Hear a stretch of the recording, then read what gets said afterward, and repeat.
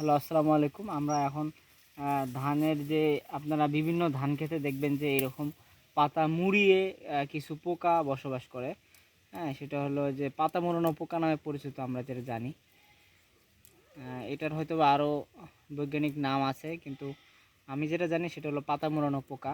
এটা বিভিন্ন পোকার মতো ধান খেতে মারাত্মক ক্ষতিগ্রস্ত এনে দেয়। এই পোকা আপনারা দেখেন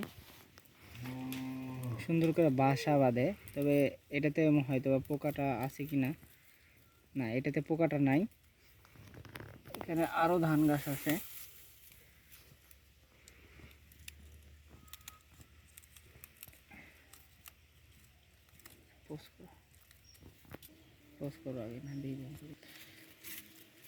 এটা ধান ক্ষেতের মারাত্মক একটা পোকা, অন্যান্য পোকার মতো। আপনারা কি দেখতে পাচ্ছেন কি না দেখেন, এই যে পোকাটা।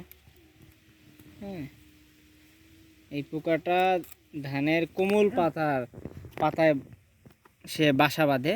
ধানের পাতা দুই পাশ থেকে এভাবে জমাট বেঁধে ফেলে। দেন এই জন্য সূর্যের আলো ধানের পাতাতে না পড়ার কারণে পাতাটা সবুজ রং লাল হয়ে যায়, লালচে রং হয়ে যায়, মানে সবুজ রং থাকে না।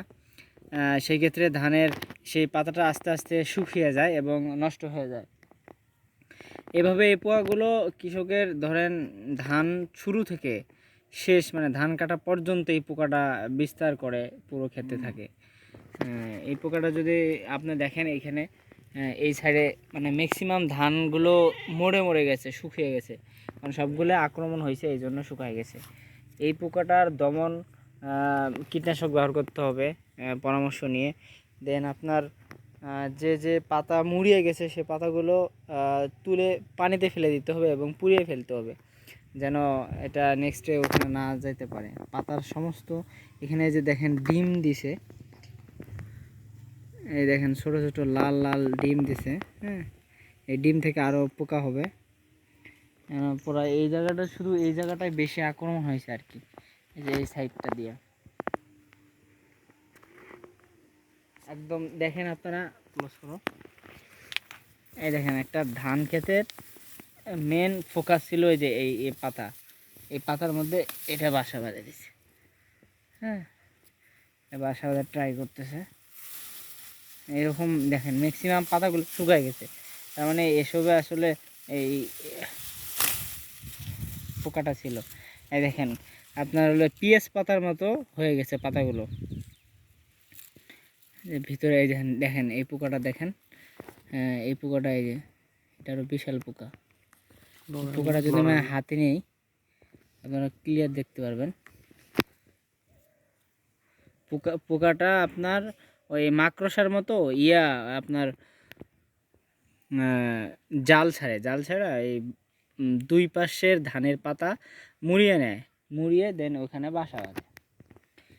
আপনারা আরেকটা জিনিস লক্ষ্য করেন, এই যে এটা হলো মূল বীজ। এই দেখেন এটাতে ধান আছে, ধানের শীষ বের হয়েছে। এখন যদি এই ধানের শীষ বেরিয়েছে, আমি ধানটা উঠাই নষ্ট করি। এটা হলো ধানের একটা শীষ, এখানে ধান বের হয়েছে। এই দেখেন এটাতে কিছুদিন পর ফুলফিল ধান চলে আসবে এবং দানা হবে। এই দানার সামনে দেখেন এই পোকাটা বাধা বাঁচতেছে।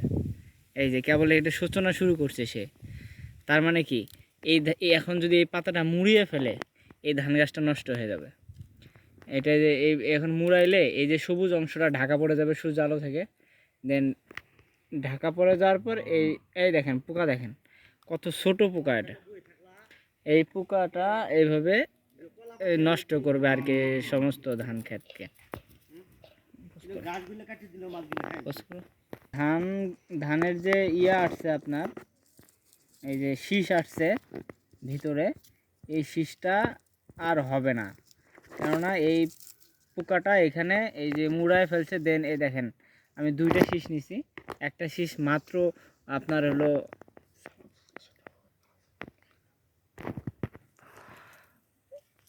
আমরা ছিলাম, সেটা হলো এই দেখেন আমি দুইটা শীষ নিছি, একটা শীষ একদম মারাত্মকভাবে আক্রমণ হয়েছে। দেন শীষগুলো নষ্ট হয়ে গেছে। দেখেন সূর্যের আলো না পড়ার কারণে পাতাগুলো সবুজ থেকে লাল হয়ে যায় আর আস্তে আস্তে মাত্র হচ্ছে। এটাই আর কি। আপনারা এটা যদি কোনো খেতে দেখেন তাহলে অবশ্যই এটার ক্ষতিকারক পোকা বলে আপনারা বিবেচনা করে আপনারা ট্রিটমেন্ট করবেন, নাই আপনাদের ফসল নষ্ট করে দেবে একদম মারাত্মকভাবে। প্রত্যেকটা গাছের কচি যে ইয়াটা আপনার মানে যেখান থেকে আপনার শীষ বের হবে ওই ডালটাতেই তারা আক্রমণ করে, ওই পাতাটাই আক্রমণ করে এবং পাতাটা মরে যাওয়ার পর শীষটা চিটা হয়ে যায়, শীষটা আর হয় না। ধন্যবাদ সবাইকে। আসসালামু আলাইকুম রহমতুল্লাহ।